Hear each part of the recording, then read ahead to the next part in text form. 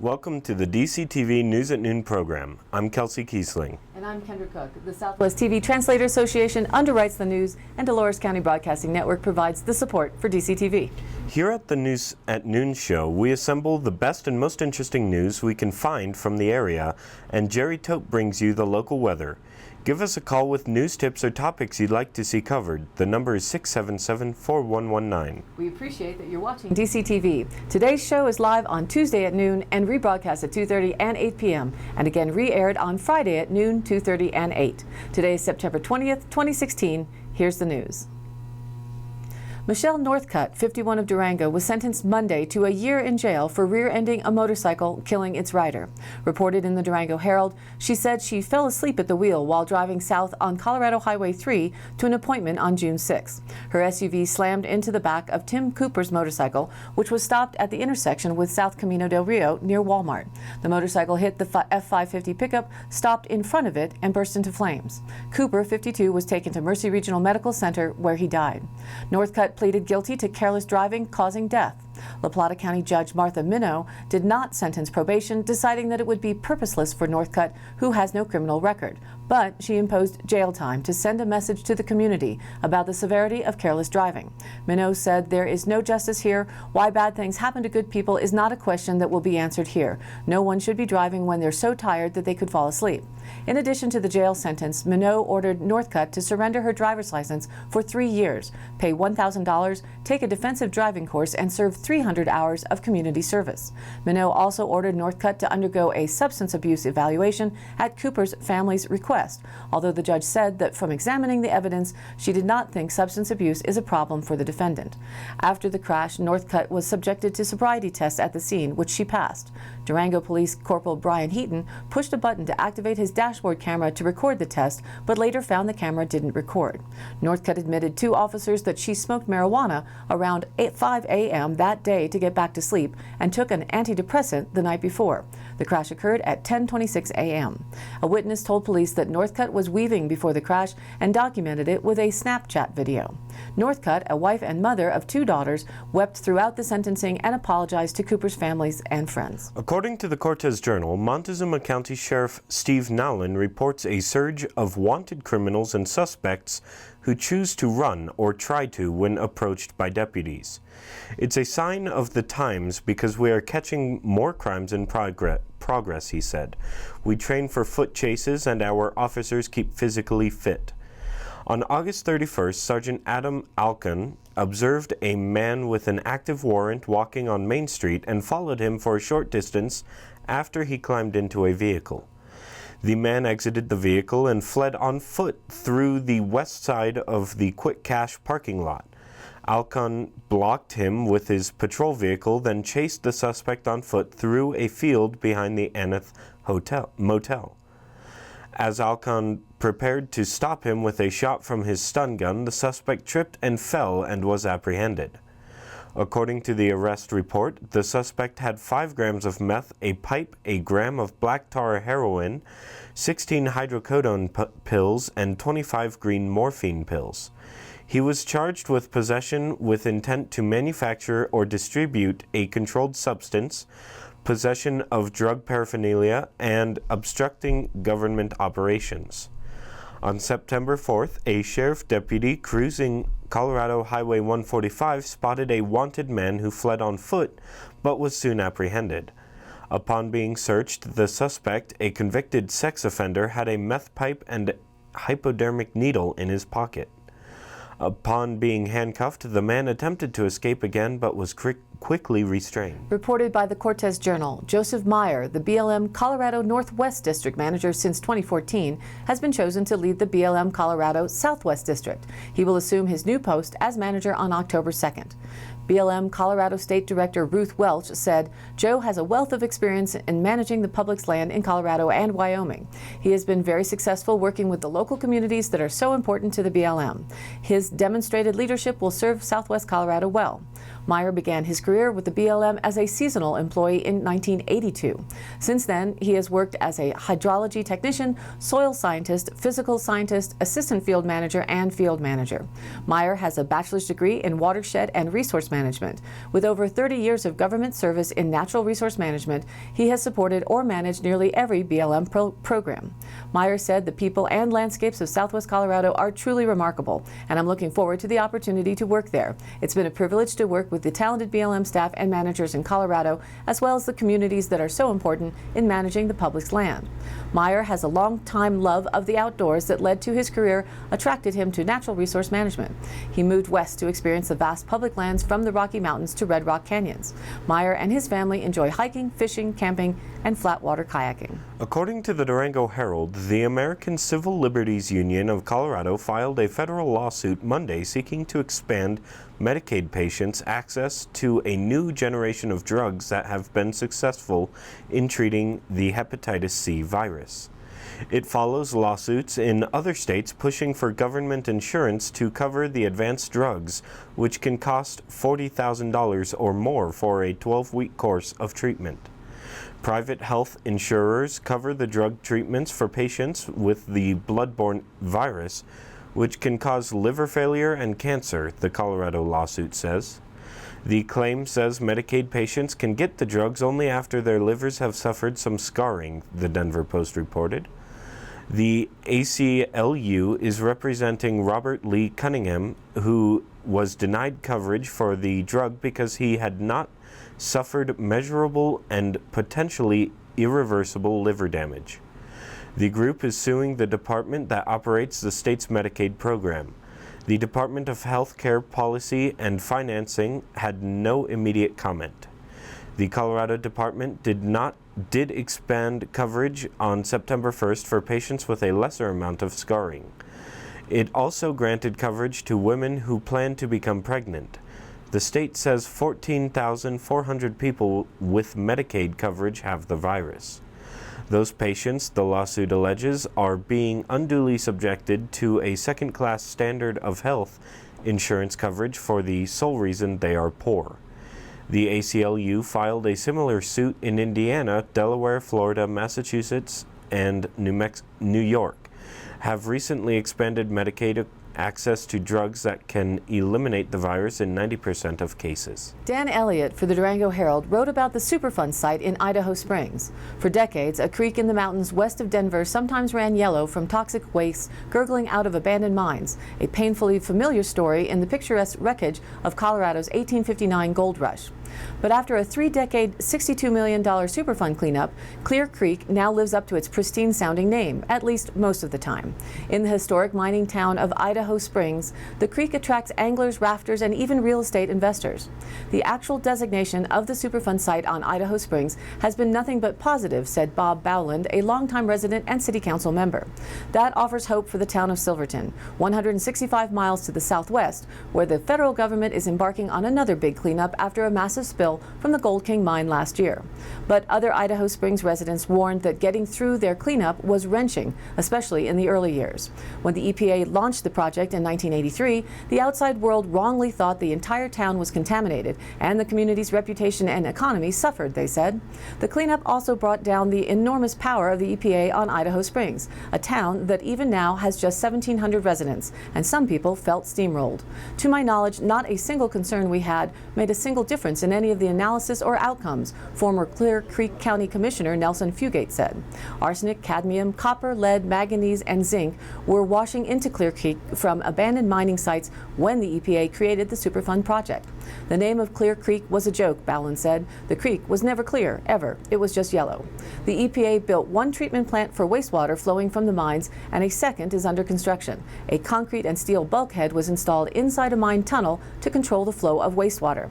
Rain and snowmelt were diverted away from piles of rich mineral waste rock so contaminants wouldn't drain into the creek.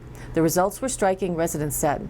County Commissioner Tim Mauk and others hope an influx of rafters, anglers, and other outdoor enthusiasts made possible by the cleanup will help stabilize a local economy still dependent on mining. A molybdenum mine may close, and officials are looking for ways to diversify. Earlier this year, Bowland and partners bought one of the Superfund hotspots, the historic Argo Gold Mill in Idaho Springs. Like the previous owner, they still offer tours, but they also plan a hotel, conference center, housing, and restaurants. Silverton and surrounding San Juan County were reluctant to accept a Superfund cleanup in their backyard, even though nearby mines have been belching wastewater for decades. Some worried about the stigma of a toxic waste cleanup in a town whose economy depends on tourism. They also feared the EPA would wield outsized power over local affairs. But the 2015 blowout at the Gold King, inadvertently triggered by an EPA-led cleanup crew, convinced residents that something had to be done and that only the federal government could afford to do it. San Juan County and Silverton officials toured Idaho Springs and other Colorado towns late last year and took note of Superfund pitfalls. They pressed EPA to limit the area covered by their Superfund designation. It's too soon to know whether Silverton tourism will benefit from a cleanup the way Idaho Springs has. Idaho Springs can tap into the 3 million people in the Denver metropolitan area just 30 miles away, while Silverton is more than 6 hours from Denver in the southwest corner of the state. According to the Durango Herald, State Senator Ellen Roberts of Durango believes fellow lawmakers inappropriately meddled with the initiative process to project problems with a primary election ballot question. When lawmakers updated a description in voter information booklets about the initiative, Roberts was the lone voice against amending it to reflect that the initiative would lead to a specific percentage of ballots tossed because of voter error. The issue stems from one of two primary ballot questions facing voters in November. The measure would allow unaffiliated voters to vote in non-presidential primary elections, but they would have to cast their votes for a single party. Colorado currently has a closed primary. Although voters are allowed to affiliate with a party up to and on Election Day, an option that allows them to participate. If unaffiliated voters choose this option, they would receive a primary ballot for the party they picked. If the ballot question passes, most unaffiliated voters would receive one ballot with both Republican and Democratic candidates, though clerks could choose to send voters separate ballots for each party. If voters mistakenly vote for both Republicans and Democrats on the ballot, then their preferences would be tossed or spoiled. Lawmakers earlier this month amended language in the so-called Blue Book, which explains ballot issues to voters, to reflect that as many as 9% of ballots could be spoiled under the proposed system. Staff has since lowered that projection to 7%, though proponents argue that their own research suggests that less than 1% of ballots would be spoiled. The motion to amend the Blue Book language to caution voters that a percentage of ballots would be spoiled passed by a resounding 17-1. The Washington state presidential primary was used as an example in crafting the projection, though proponents say the system there is different than the system proposed for Colorado and therefore not an accurate depiction. A separate ballot initiative in Colorado this year would create a presidential primary, moving away from the caucus system.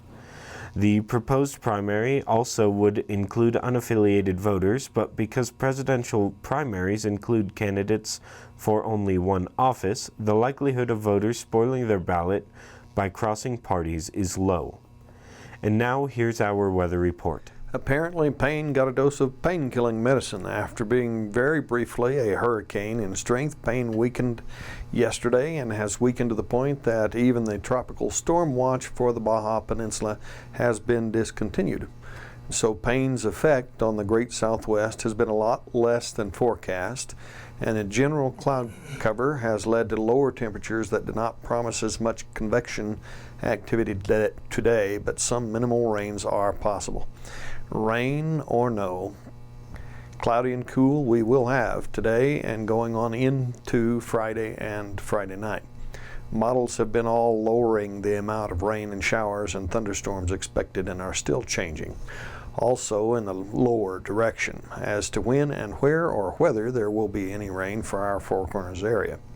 The theoretical precipitable moisture in the clouds that will form sometime this afternoon or evening in the last report available is around 1 inch. Unfortunately for us, 1.2 is usually required to begin activity. Normally, this would mean nothing much for Dove Creek and lower elevations, and just a little in the San Juans. Tomorrow morning is when the good people in Grand Junction's National Weather Service office expect the arrival of that moisture in the San Juans. Thursday, though, the jet stream will offer a push and increase wind shear and instability and try to force more organized activity around and ahead of a strong cold front that will move in from the west Thursday morning. Gusty outflow winds with hail and heavy rain will be possible with any storms that form from that cold front. And in the second half of that cold front's game is where we are expecting our first cold blast of the fall. So, in spite of some online sources giving us moisture this morning and tomorrow, NWS indicates chances are better Thursday and Friday, when temperatures here have a good chance to be near freezing at night. North of I-70, there will be more than a good chance of snow levels above that latitude. There are to be lower levels of snowfall between 8,000 and 9,000 feet. For reference, remember Rico is at 8. Even though we are a ways south, light snow in some of the highest elevations would not be all that unusual here, just to remind us it's fall in the Rockies. So, travel this coming weekend in northeast Utah and northwest Colorado and the higher passes could be nasty, so keep a watch as we get closer to tomorrow's broadcast. Saturday through Monday, the main bulk of that low will track across the northern Rockies into the high plains, while our upper level trough here will split, and so all the way through Monday, temps will stay lower.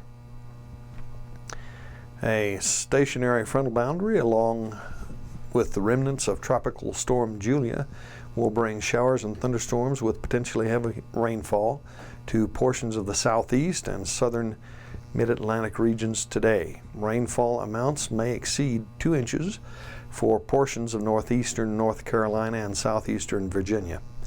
This will change very little through midweek, with the frontal boundary remaining largely stationary as the surface low pressure area slowly weakens. So, scattered showers and thunderstorms will continue across much of the southeast into Thursday. A low pressure wave will develop along the frontal boundary across the central and northern plains later today, causing scattered thunderstorms this afternoon across portions of the Midwest. On Wednesday, showers and thunderstorms will become more numerous from the Midwest to the upper Great Lakes. Some of these may produce heavy rainfall. While our first hit of fall cold is heading in here, much of the central and eastern U.S. will see above average temperatures through the next couple of days as high pressure builds from the southern plains into the Ohio Valley. High temperatures today are forecast to be 10 to 15 degrees above average across a wide area from the central high plains to the northeast. These warm temperatures will persist into Wednesday as well.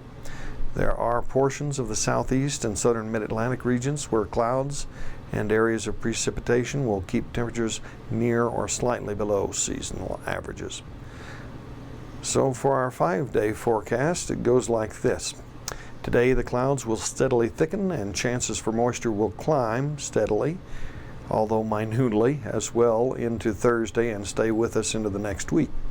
There will be gusty conditions later in the week and on through the weekend, and cold nights beginning Friday night. Daytime highs will range from the mid-70s down to near 60 on Friday and play in the middle and lower 60s into the next week. Lows will be mid-40s to lower 30s. Look out for Friday night in particular for our best chances of an early freeze here. Now back to the news. According to the Cortez Journal, over the past 2 years, 3 Cortez elementary schools have been participating in a University of Virginia turnaround program to get them back on track.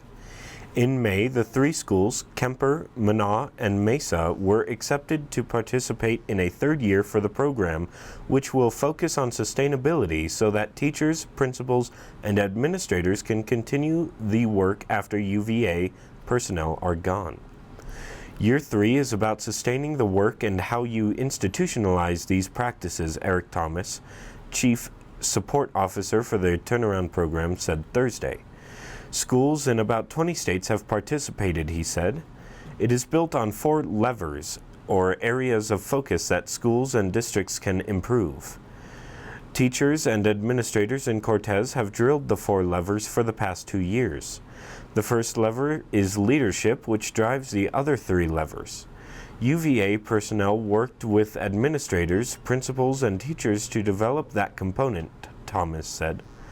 The second lever, support and accountability, examines relationships between schools and central offices. Superintendent Lori Hockness acts as the shepherd and is the central office representative who oversees the schools in the program, he said. The third lever, talent management, focuses on recruiting and retaining teachers. That's been a challenge in Cortez, as some prospective teachers see other cities in the region as more attractive and can't compete well because of budget constraints. In Cortez, UVA personnel have spent the most time with the 4th level, instructional infrastructure, which deals with curriculum, standards, and teaching delivery. Before UVA personnel came in, there were some aspects of that infrastructure that simply didn't exist in Cortez. The program stresses Cortez schools weren't even looking at continual student assessment, he said. Now that schools have implemented that assessment, teachers are working on how to analyze the information and how to use the data. Reported in the Cortez Journal, Christina Knoll, at 46, is the executive director of the San Juan Basin Area Agency on Aging. She sees the impact of a carefree approach to aging as having on the state and on the nation. An aging baby boomer population is finally starting to worry about where they will live and play in the golden years of their life. We have to prepare for the needs of the baby boomers, the silver tsunami. It's going to be very different than someone that is 82 right now, Knoll said. The so-called silver tsunami refers to the population of aging boomers, which is expected to double the retirement age population by 2030. Hardest hit will be the Front Range and Western Slope resort communities. Between 2000 and 2010, Colorado's population of those 65 and older grew by 32% compared with the state's total population, which grew by 17%. Aging boomers, those born between 1946 and 64, is forecast to increase the population of those older than 65 by 123% between 2010 and 2030. By 2030, Colorado's older population will reach more than 1.2 million, compared with 550,000 in 2010, which would represent 18.5% of the state's total population. Between 2010 and 2020, 155 people will turn 65 every day in Colorado. The legislature is aware of the problem. Last year, it created the Strategic Action Planning Group on Aging, which is studying how best to manage the impact of the demographic shift. A report from the task force is expected to be presented to the legislature and the governor's office by the end of November. Dave Norman, a member of the task force and director of the Area Agency on Aging of Northwest Colorado, said the task force is examining improving government services, how to assist nonprofits and the private sector, ensuring funding, and creating an educational campaign to improve preparedness. A struggle will be helping older people age in place, or the ability to live in one's own home safely, independently, and comfortably, regardless of age and income. Nearly 90% of those older than 65 want to stay in their residence as long as possible. 80% believe they will always live at home, but a lack of transportation and affordable housing could curtail that desire. There's also economic factors to consider, as an estimated 346,000 jobs will be supported through retiree spending by 2030. Another issue leaders are trying to address is a misunderstanding about how Medicare takes care of seniors. It does not cover long-term home care or most medical equipment. Eyeglasses and dental care is also rarely covered. For poor people, turning 65 means they are forced from Medicaid into Medicare, which means benefits they enjoyed under Medicaid go away. She added that tradespeople often feel the the pinch the worst. Look at those people that built our communities and with their backs, sweat, tears, and blood. What do we offer those people? They have nothing. They've been self-employed. That population I worry about the most, Knoll said. As with any government service, the solution is going to take money. Knoll and others are working to save tax dollars through programs such as the San Juan Basin Area Agency on Aging. By keeping seniors healthy and in their homes as long as possible, taxpayers save money on subsidizing nursing home stays, which can cost between $60,000 and $90,000 per year. Norman pointed out that over the next several years, the number of people available in families and neighborhoods to help care for a person older than 80 will drop significantly. Studies suggest that over the next 20 years, the ratio of caregivers to clients will drop from 7 potential caregivers for every person over 80 to just 4. According to the Cortez Journal, even though a fiber optic line to Silverton was finished last winter, it has taken months for high-speed service to reach residents and businesses. Brainstorm and its parent company Forethought.net started working to improve their service as soon as the fiber optic line was complete, but it took several months for the companies to get service on the line through CenturyLink. Last week, the companies announced high-speed service of speeds up to 100 megabits per second was available to residents and businesses which have relied on a dated, slow microwave link for years.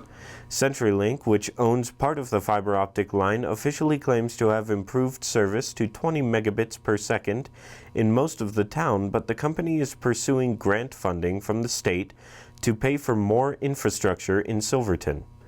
The Federal Communications Commission has set 25 megabits per second as the national benchmark for internet speed.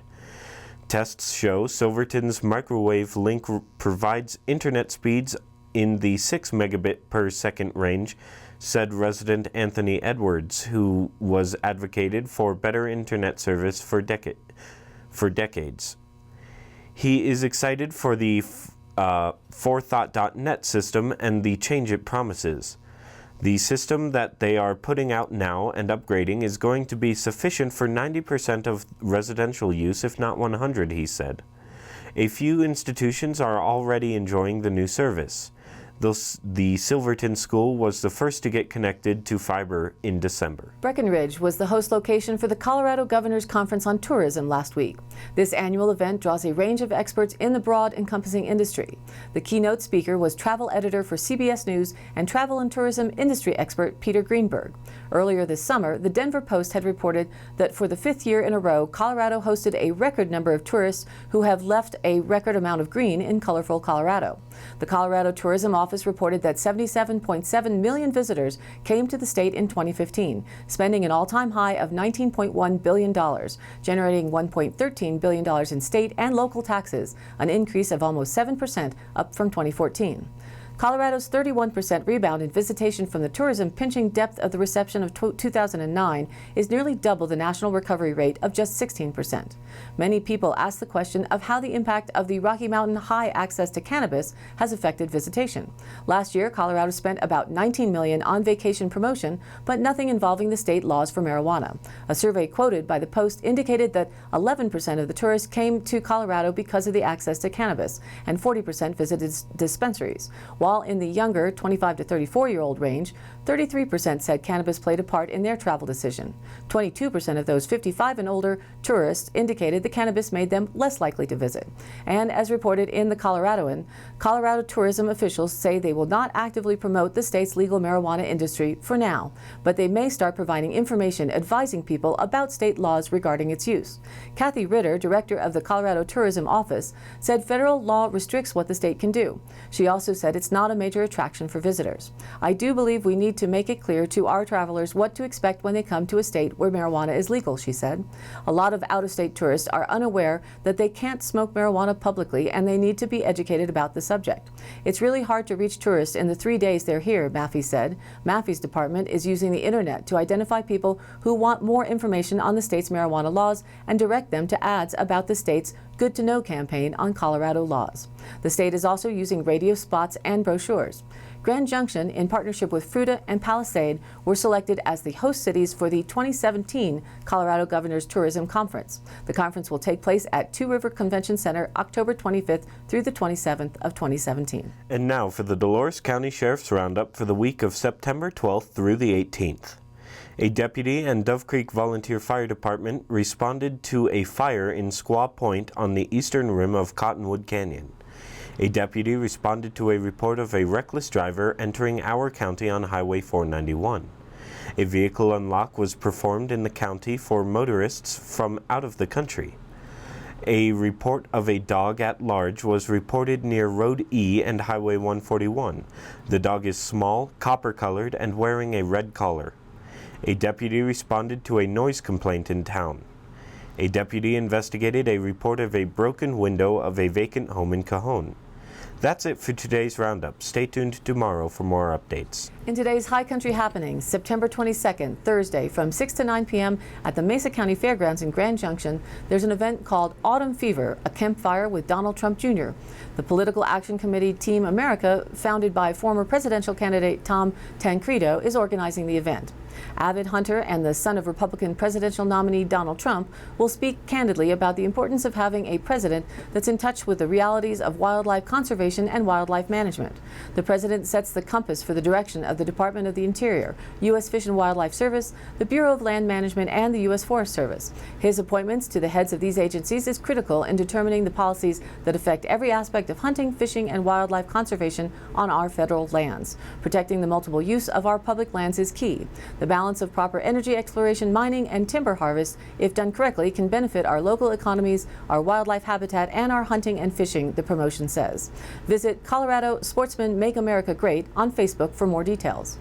The 28th Annual Durango Cowboy Poetry Gathering Parade will begin at 10 a.m. October 1st in downtown Durango, with events scheduled throughout the day. At 6 a.m., Chuck Wagon Breakfast is held at 5th Street and Main Avenue, and that will kick things off with live music beginning at 9:30 a.m. Performers will include American Idol finalist Genevieve Rose Mitchell, Tim Sullivan, the DAC Applause Group, and more. Poetry events begin September 29th and run through October 2nd. For more information, visit DurangoCowboyGathering.org or call Pam at 512-517-5619. The 81st Annual Conference of the Colorado Archaeological Society will be held October 7th through the 10th at Colorado Mesa University in Grand Junction. The conference will feature a Friday meet and greet and documentary film screening, short and diverse lectures, followed by a keynote Chaco Canyon talk Saturday, and field trips on Sunday and Monday. No archaeological background or affiliation is required to attend.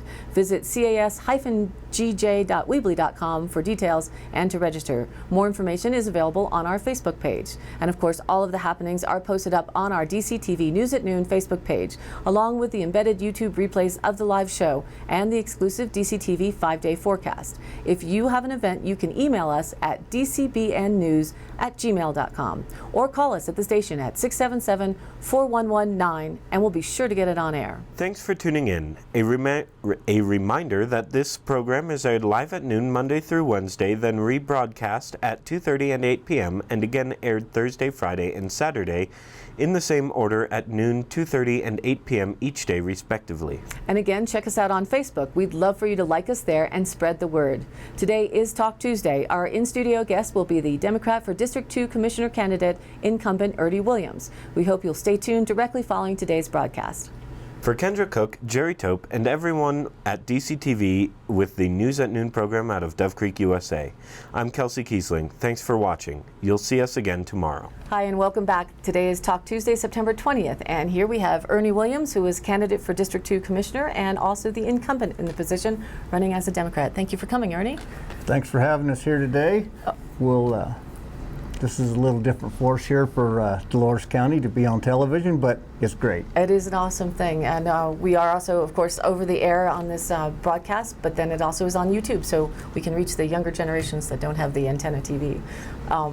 Ernie, please tell us a little bit about yourself. I know you've sent out a letter to the whole of Dolores County, so everybody should have received one who is of voting age. Just tell us a little bit about yourself and anybody out there who doesn't know who you are. Well, for those that don't know me, I guess my name is Ernest Williams, but everyone calls me Ernie Williams.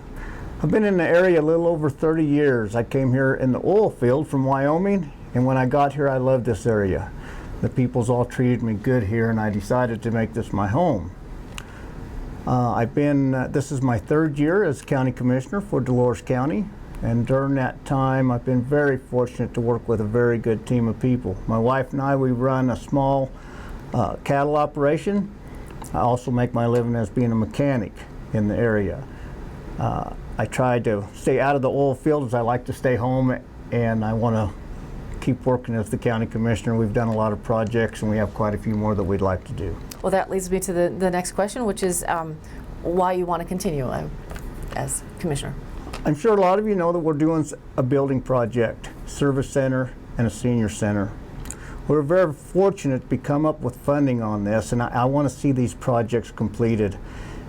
Earlier in the year, we formed a team of people, went to Denver. I was the primary speaker at DOLA, which we received $2 million. That $2 million we then matched with funding that Dolores County has, and we are going to build our public service center. The $2 million grant was one of the largest grants, single sum grants that Dolores County has received. I want to mention as we do that, no one person in the county can come in and do anything. I've had some great success with projects that I've done, but it comes because we have a good bunch of people. And you have to be on the team. You have to have support from your other commissioners. You have to have support from all the volunteers that are on special committees, your planning, the fair board, school boards. You got to have all these people to help you. So as we talk about some successes that we've had, and we know each commissioner takes on special projects, I want everybody to know nothing is possible within this county without the help of all the citizens that help us, because it's a team project. And the staff that we have and other commissioners have all been good to work with. I want to put that out there. That's a very important part of the overall. And that we're also, in Dove Creek, we tend to be centric towards Dove Creek and the surrounding area, but the county is really quite a vast terrain.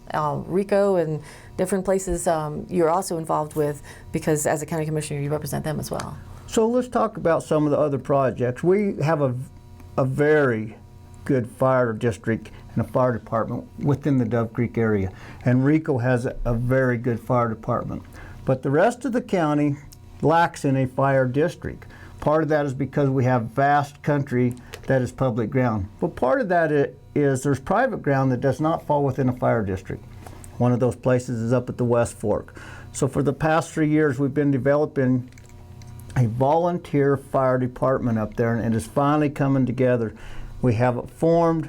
We have some equipment that's been donated by the Dolores Fire District and the Dove Creek Fire District. We are now trying to pursue some land to put a building on down by Fish Creek, and we are working with Dutton in order to put a building up there. So that's some other projects within our county that we're working on. And with regard to the federal lands, that certainly has been an issue over the last several years with the grouse and all that. Your relationship with those, the MOUs and things moving forward, how is that going, and how do you see that? So when I first became a commissioner and the other commissioners, we decided that we needed to have an open relationship with BLM and Forest Department. And so what we did, we started having them come to monthly meetings, and they still come to monthly meetings, and we discuss what's going on within our county. And this relationship has been able to help us with public access, travel management, just lots of different things. You know, we were one of the only areas that got motorized game retrieval when the travel management went to effect, and that's because we had worked with the Forest Department in order to get that done. We want to keep this open relationship because we know that travel management is going to be coming to BLM grounds soon, and we want to work closely with them. Also, an example of working together with them, Bradfield Bridge had a little trouble, and that's a very important campground to our residents. We wanted to keep that open, and we've worked in partnerships with the BLM in order to keep the Bradfield usable for our citizens. That sounds wonderful. You also, let's see, in the letter, the fairgrounds was an important aspect of what you've done. At one point, the fairgrounds was run by a nonprofit, owned by the county, but run by a nonprofit. We then brought that back into the county, and we've done a lot of improvements. I sit on the fair board, but the fair board has a good group of citizens who are volunteers, and they work hard out there. They put on our local rodeos for the kids. They work for the fair. These guys are tremendous assets to our community, and it does a lot for us. One of the improvements we've done, we finally got electricity into the fairgrounds. We used to have a generator. We got electricity into the fairgrounds. That was a big improvement. The arena years ago was put up with fiberglass, and during the time it was put up, that was great. But as time will tell us, it didn't turn out that well for us. We've redone the arena with steel, and it's a very nice arena. We've also got concrete floor now in the whole building where it was half dirt. We have a shooting range out at the fairgrounds, and the pistol range should be finished. We hope. We got a grant and we're working on finishing that. So we got a lot of things happening out at the fairgrounds, and for all of you that haven't been out there, I would hope you go out and see our new sign. We're very proud of that fairgrounds out there, and we're getting more and more use, and I would urge everyone in Dolores County, take a little time, go by the fairgrounds, look at it. We're proud of it. Great, great. I also, looking forward, there are a lot of people who discuss the potential for hemp or other agricultural products. I know we had some problem with the sunflower issue years ago, but is that something that you're open to helping with the farmers? So the hemp, we're hearing a lot about the hemp, and I'm not probably as up on all the hemp products that there is, but I know that there is a lot of experimental stuff going on within our region, and I'm open in to hear about that. I think that anything that can help our ag base is good. We know there's always going to be new stuff. The sunflower thing, it hurt us in some ways. In some ways, it may have been a hard lesson that's helped us move ahead and move on to other stuff. And as far as medical marijuana or recreational in the future, if that is something that the community drives or not? Dolores County voted not to have sales of marijuana. And I think that if Dolores County votes like that, we have to understand how the voters feel. Recreational marijuana creates a lot of problems in that it's still against the law by the feds. It creates a problem for CDL driver's license. It is legal in Colorado, and so I think we have to be very careful how we move ahead with that. Medical marijuana creates some problems. It has helped a lot of people, and we see now that they're looking to use it in schools, and hopefully it will be used what it's good for. Sometimes it's abused, and we're starting to see some problems with that within the county. And so I guess I'm going to hold my views as what is legal in Colorado, then we abide by that. But I try to abide by what the voters want in Dolores County, and I think they were very well spoken on that. Great. Are there any other topics of interest moving forward that you're looking at in scope of the county developing jobs or? So one of the projects that we've been working on here, and I kind of took the personal lead on it, but I had a lot of support from the commissioners, is EagleNet was supposed to supply fiber to the school, and that did not happen. So I took the lead on that project. We got a good grant from COG, Colorado Council of Governments, okay? So we decided then at that time, we worked with farmers, which provide a lot of schooling and helped us through this. Farmers was great. They're a local phone company. They were great to help us. We ran our own fiber. The county ran their own fiber from out at Cajon. We hooked up the school to high-speed internet, which gave them the ability to increase learning. And so as we move ahead, that's got to be a big program for our kids out there as they go to different colleges. Now, as we see on the ballot, we're going to have an opt-out of Senate Bill 152. If that happens, we will be able to use this fiber to expand it in the county so that local residents and businesses will be able to tap into this resource, which I think will give us a lot of help in jobs and economic development. And so to explain just briefly for those that haven't heard about the 152, because that will be for all to vote on. Yes, it will. We are suggesting to opt out so that it makes an opportunity for businesses and individuals. Is that? Great summary. Is correct. It's called the Quest Bill. So I would hope that the residents of Dolores County would take a look at that. I would urge them to make their own decision on what they think. It would then allow the county to help maybe move this ahead, or let maybe farmers or one of the other local companies to use this fiber in order to expand and give a reasonable rate for high-speed internet to our community. Which we definitely need. Right. Here. And it is also, is it going to be at the service center, the community senior center? It will be. The high-speed internet will be out there. So that'll be there too. So but the Senate Bill 152 is going to be very important to us in moving that ahead to the community. Yeah. Now, we don't quite have as much opportunity up in Rico yet, but we are looking for some solutions to that as we move ahead. Good, good. Well, and I see also in your letter that you are very accessible.